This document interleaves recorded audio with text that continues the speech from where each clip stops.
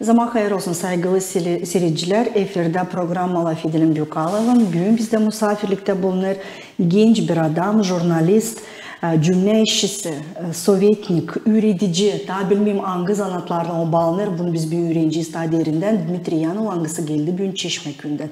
Dmitri hoş geldiniz bugün programımıza. Ben ne kadar bugün söyledim. Sanırım hani o sıra daha uzun. Ben az söyledim sizin için. Sizin daha çok türlü zanatlarınız var ama sanırım hani bugün biz bunları daha derinden laf edeceğiz. Zaman hayır olsun laf edeceğiz.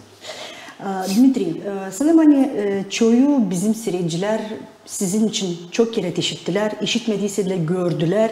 Facebook'ta her zaman siz pek aktif. Başka yerlerde de türlü cümle topluluklarda siz pek aktif kendinizi götürüyorsunuz. Köyde sanırım hani hepsi sizi bilir Çeşmeköy'ünde. Ama sanırım hani insanlara pek meraklı. Niye siz küçüklüğünüzü geçirdiniz? Nasıl ailede büyüdünüz? Nereden bu sevgi böyle cümle işlerine geldi? Belki küçüklükten de vardı size böyle bir meraklılık. Bize daha derinden varınca mı anlatarsınız kendiniz için? Doğdum Çeşmeköy'ünde, büyüdüm Çeşmeköy'ünde, küçüklüğüm geçti Çeşmeköy ailesinde. Babam giderdi kırda işler, anam evde işine bakıyor. Aile büyüktü, 5 uşaktık, benim büyüğüm. Ondan belki de pek beğenirim bulunma insanların arasında, tele aktif olma, her taraftan savaşıyorum. Dinlemeye kendimi. Zor mu 5 uşağın arasında en büyük olma? Biraz zordu. Niçin ki en çok sorum olardı benden. Ana baba sorardılar benden. Ya küçüğü niçin düştü ya da bir şey yemedi ya da bir şey neyse. Sorardılar benden. Onun için biraz zor ama bu ben sayayım tatis kardeşlerken hem tatis büyüyesin. Ben disipline koyayım. Ben sayayım hani tatis büyüdüm bu iş için.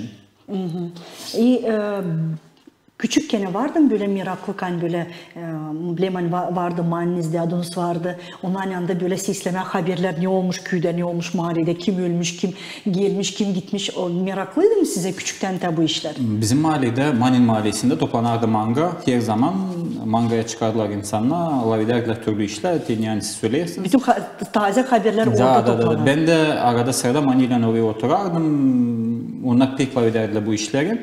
Ama demeyeceğim ben hani pek ben bunu beğenirdim. Ben daha çok beğenirdim Derdo'ya da Mani'yi sorma nasıl geçirdiler 46'yı, nasıl geçirdiler kavga vakitlerini, ne oldu köyde kavga vaktinde, oldu mu dövüş, olmadı dövüş, iyi bir tarafı beni daha çok meraklandırırdı. Bu işlerde mangada da oturdum birkaç kere de meraklı fıkralar gibi anlatırlar ona türlü istoryaları. O fıkralar gibi ben tuttum aklımda, onlar da beğenirdim. Kim ne yapıyor, kimden yaşıyor onu da bilmiyorum. Anladım. Bileyim hani siz de bugün artık var kendi aileniz var, 3 uşağınız.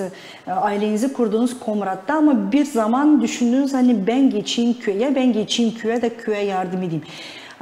İşte yani bugünkü günde modern dünyada bu pek sirik olur. Niçin ki yani çoğu savaşır köyden çıkma kasabaya da kasabada kendini bulma.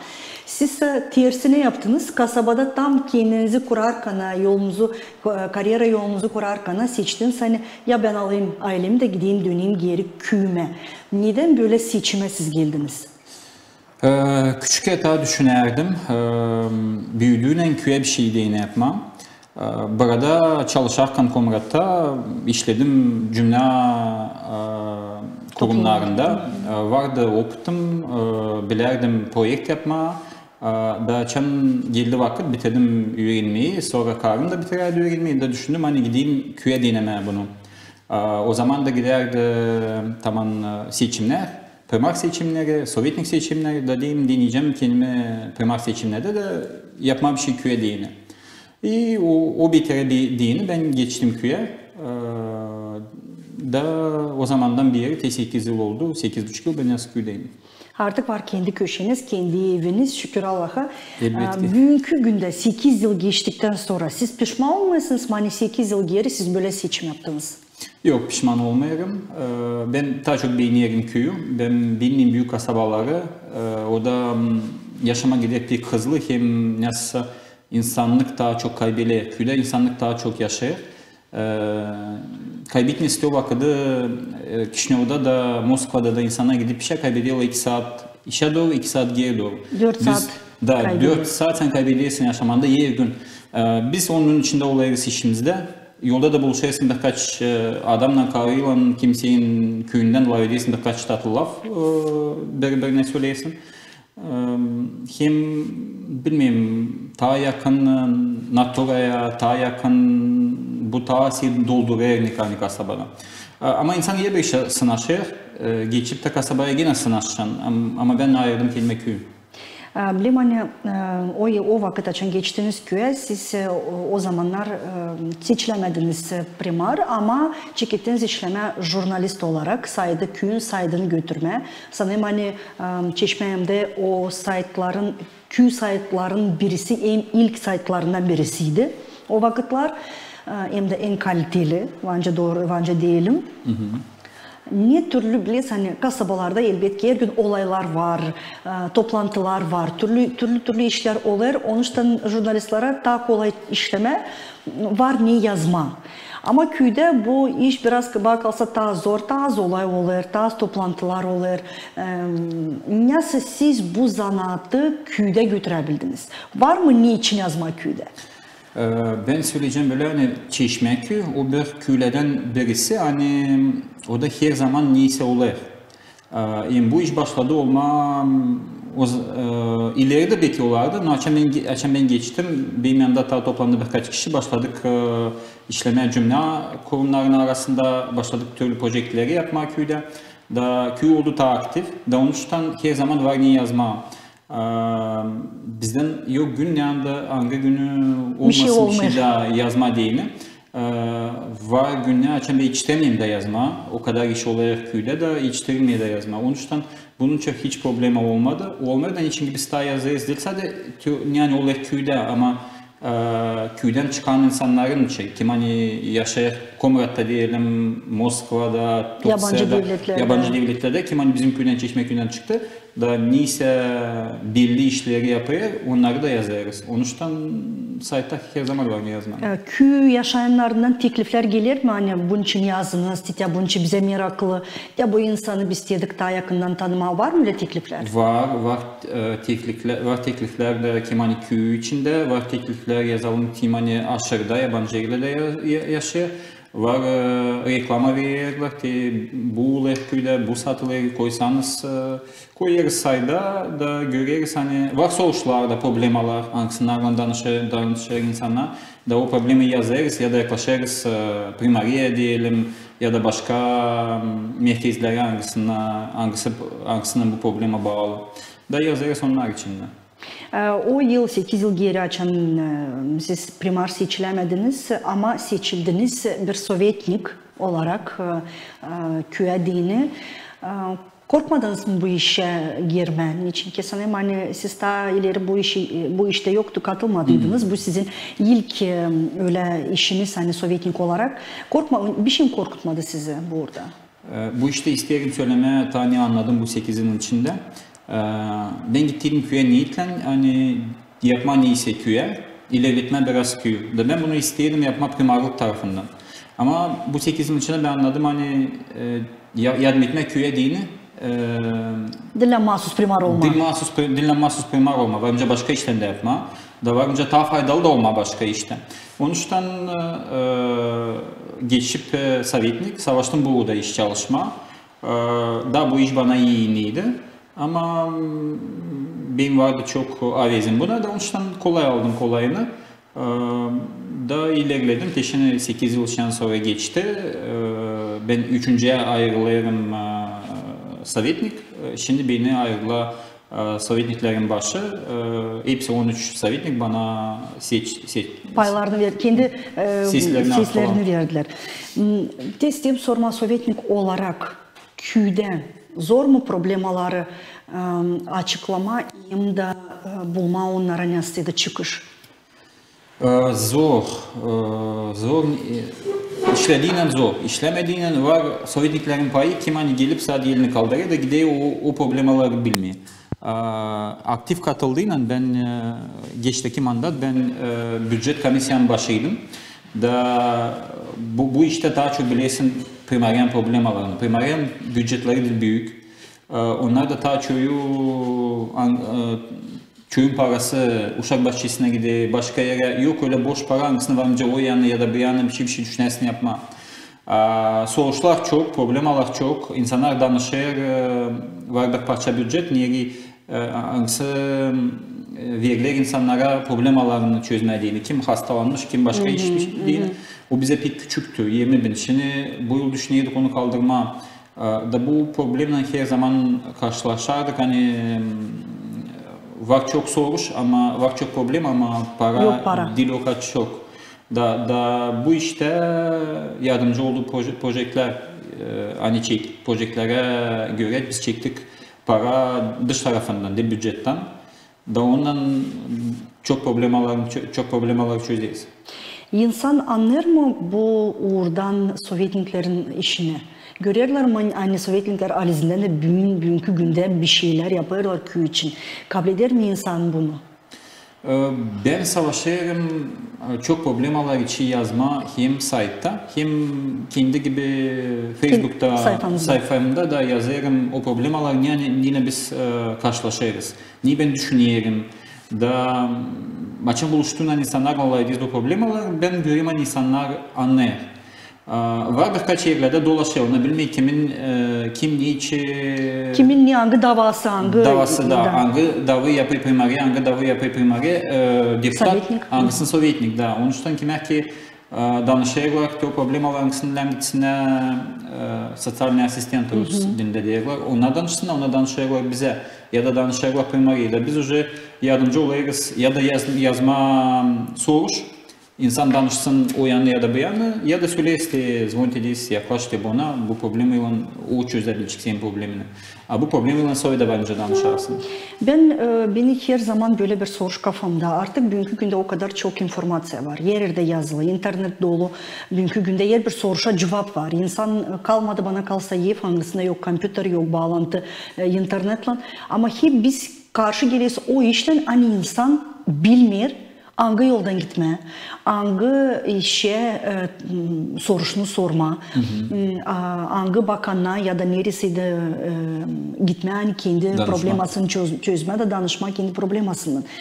Neden biz bu problemi hiçbir zaman çözemiyoruz? Neden insan artık bulmuyor bu informasyayı?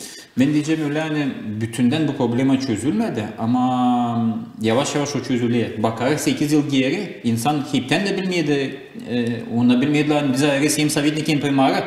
Ona da seçim olacak ayrıca primarı, председатель diyorlar. Ama birisi bilmeden bize ayrı Sovyetnik'te. Şimdi işten sonra bunu biliyorlar. Biliyorlar biraz kim ne yapıyor ama değil hepsi. Yani daha bir problem onu iyi bir iş oldu. Şimdi hepsi danışır hani danışar da kompensasya gaza kabul etmediğini. Hem de yazma doldurma saytta. Bu başladığından ileri lem yazma ekten sayta. Bu olacak, buna danışma, bu soğuşlar olursa buna danış. Ya da bir звоните, bu горячие linии.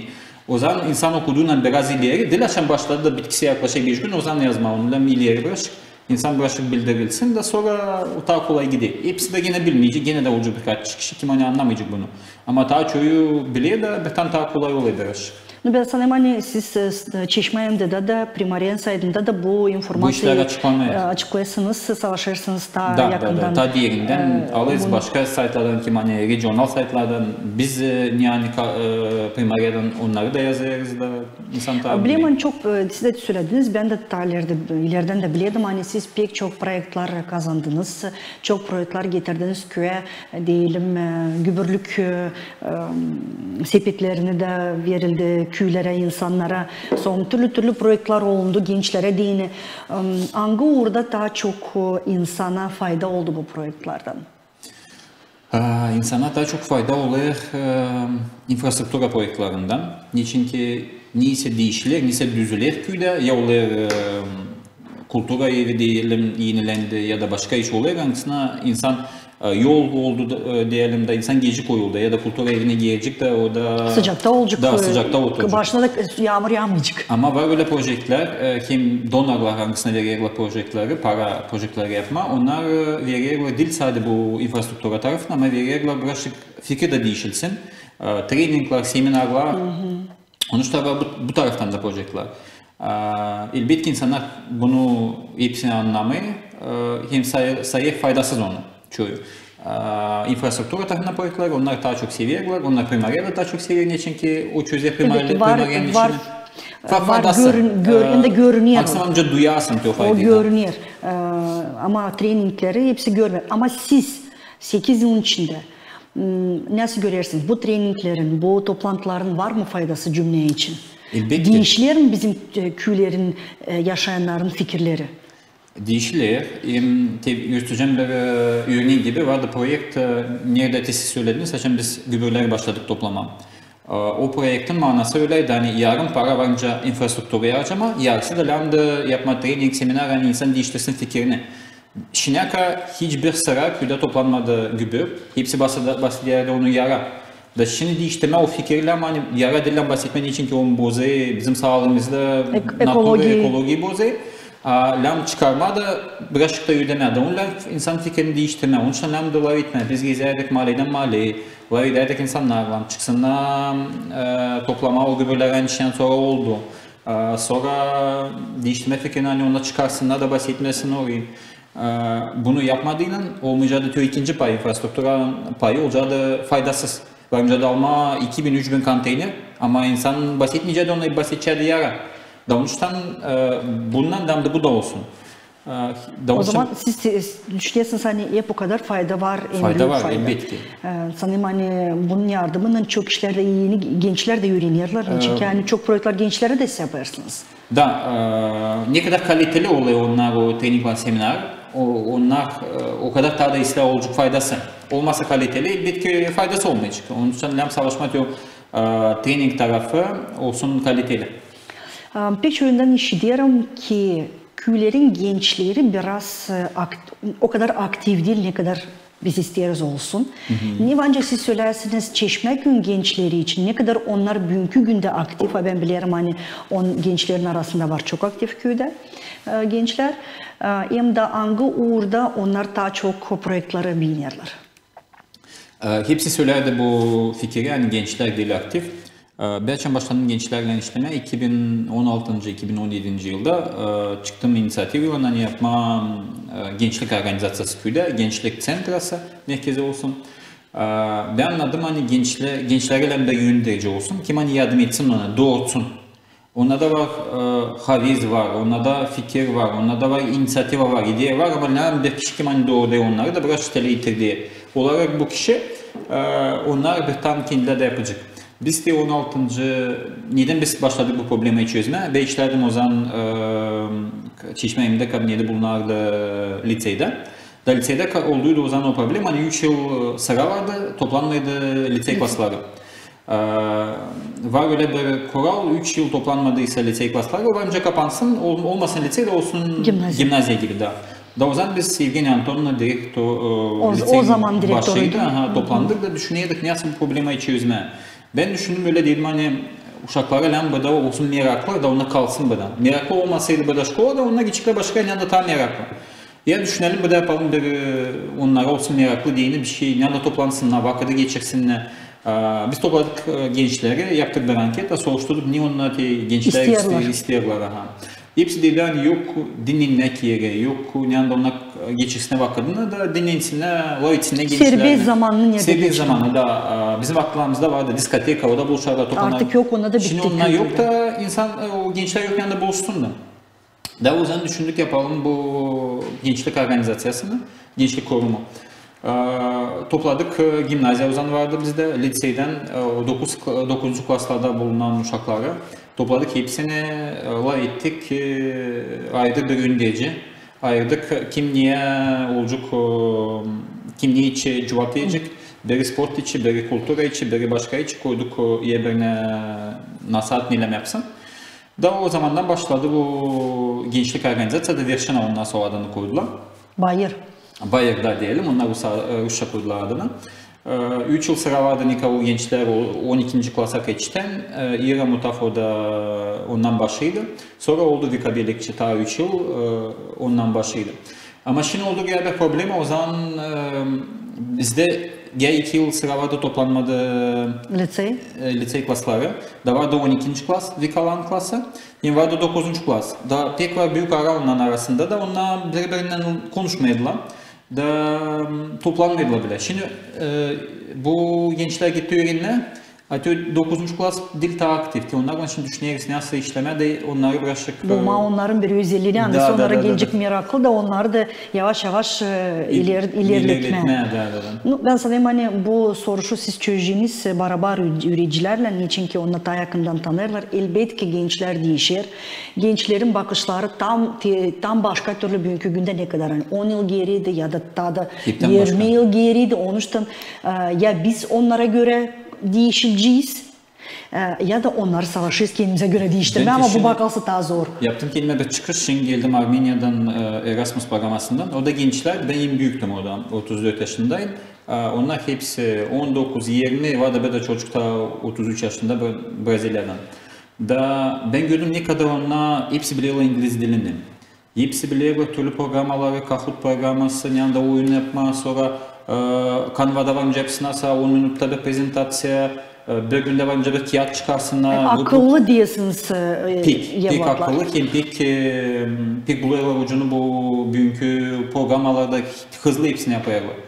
Da biz olmayarak onlarla bir uğda, bizi onunla süpürçükle, doğru, savaşma onlarla bir uğda olma.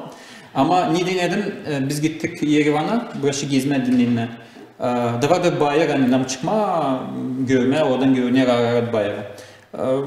Ne işte stüpenkelerle, basamaklar. Da hadi diyeyim gideyiz oraya da bakacağım. Bana ne kadar basamak var, oraya ben gitmeyeceğim, sen ne?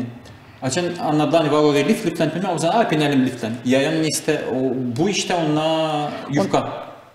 Fizika tarafından ona daha yufka. Ona geç uyanı, geç yatı. Ama onların entelektüel tarafından ona ileri gidiyorlar. Pek ilerliyorlar. Ama ben göreyim bugünkü vakit nasıl gider entelektüel tarafı ileri. Ben sanırım hani artık bize de biraz basamakları bırakalım, çekidelim, genişletmek kendi fikirlerimizi, zerem kalacağız biz geri.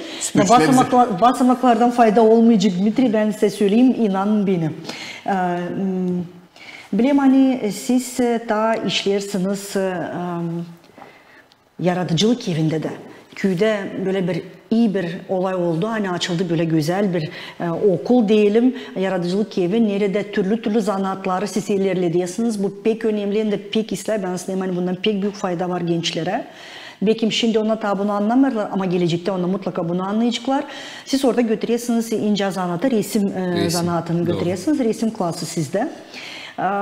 Ne kadar hangi yaşlarda uşaklar aktif gidiyorlar o yaratıcılık evine, ne orada ona daha çok meraklanırlar? Daha çok geliyor uşaklar küçük klaslarda, 1. 4. klasa. Hem daha zor çekme büyük klaslarda, 5. 9. 12 demeyeceğim, yetten gelmiyorlar. Onları pek zor yaklaştırma. Küçük uşaklar daha geliyorlar, onlara meraklı o geliyor daha. Elden bir şey yapma, resimleme. Büyükler şeyden sonra çıktı bu aradan ya da bilmeyen aklıma da pek gelmiyorlar. Onlarda başka meraklılıklar var onlarda. Doğru. Da onlar daha zor meraklandırma. Biz de şimdi savaştık birazcık meraklandırma çocukları hem büyük yaştan uşakları. Da gördük hani resime şeyden sonra dil çok geliyor, daha az geliyor. Uşaklar savaştık büyüklerini de açtık robotika klasını, robototehnik tarafından. Şimdi bu pek modern oldu. Bu pek modada şimdi onuştan. Bütün Moldova'da da var birkaç yıl sonra nasıl açılıyor klaslar. Ben bunu tabi bıldır düşündüm ama yoktu kolayımız. Bu yıl aldık karar, hani açacağız onu. Pay ettim benim saatlerimi, yarısını koydum resim klasa, yarısını da robotika klasına. Da aldık karar, hani açacağız. Ama yoktu bir şey, teknikamız yoktu, ona da pahalı yapıyor o pek teknika. Da başladık arama. Sonra oldu bir konkurs, var bir programa klasa veyi oluyor. Bütün Moldova'da da şkolalar önce katılsınlar, yazsınlar o projekte de geçerseler konkurstan Yarışmadan onunla alçıkla nabor kendine bu robotika toplama deyin. Biz katıldık liseyden. Geçinki o da önce lisey varsa da katılsınlar. Katıldık da yensedik, geçtik. Biz de aldık 8 nabor robototexnika yensedik. Hem şkolada şimdi var 4 saat bana verdiler robotika klasçı. Hem 5 saat da yaratıcılık yerinde. Şimdi dekabrdan başlayıcı. Ne güzel. Ha? Ne güzel. Da 2 grupa yapıcı, bir grupa küçük klasla, bir grupa büyük klasla. Hem katılıcı, ben şimdi sonra yazıldım, gelen yıla katılıcı yarışmalara.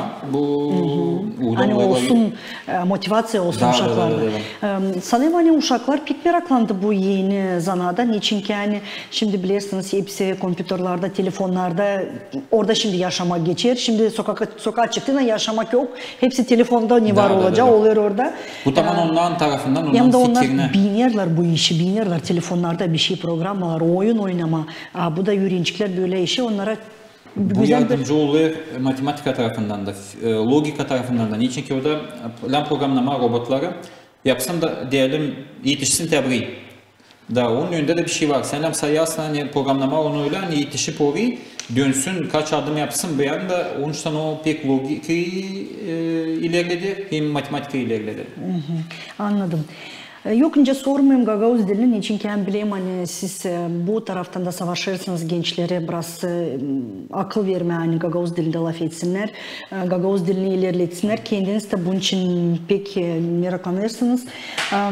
Gagavuz dilinde Gagavuz dili Çeşme köyünde hangi orada bulunur bugünkü günde uşaklar arasında? Ben söyleyeceğim böyle hep söyleyelim hani Gagavuz dili köylerde yaşayır. Kasabalarda o öyle sadece yurtlarda kullanılır. Köylerde o yaşar. Müşterilerin ilerletme köyleri dilde ilerleyecek. Ama var problema uşaklarda şimdi köylerde de kaybediyor Gagavuz dili. Diyelim büyük klaslar uşaklar talep ediyorlar. 6. klastan ileri doğru. 5. klastan aşağı doğru hepsiler etmiyor. Şimdi de burada sentyabrda ettim Uşak Bahçesi'nin öncesinin ondan söylediler hani bu yılın biraz daha çok kuşa geldi hani ailede Gagavuz'da daha çok ama burada vardı daha problema daha azdı böyle uşaklar. Peki ben sanırım hani bu uğurda problema çözülecek zirem ki görüyoruz zor duruma yetişeceğiz.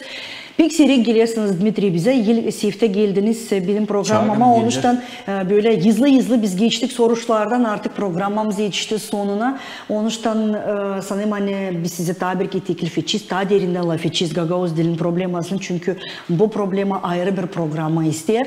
Biz lazım bunu laf edelim. Bu bizim ilk davamız. Bizim programımızın da hani ilerletme hem koruma Gagavuz dilini. Anlatma bizim insanlara hani bu pek lazımdı ama biz sonunda var bize bir adit ve kimsiz vardır gördüğünüz tarihlerde bizim programımızda Marcel Proust'un soruş listesinden birkaç soruş seçtik. Onları da size şimdi soracağız. Bakalım nasıl cevap edeceğiniz onlara. Sorun. İnsanlardan ne hepsinden çok seversiniz siz? İnsanlık olsun. İnsana ne hiçbir zaman prost etmeyeceğiniz?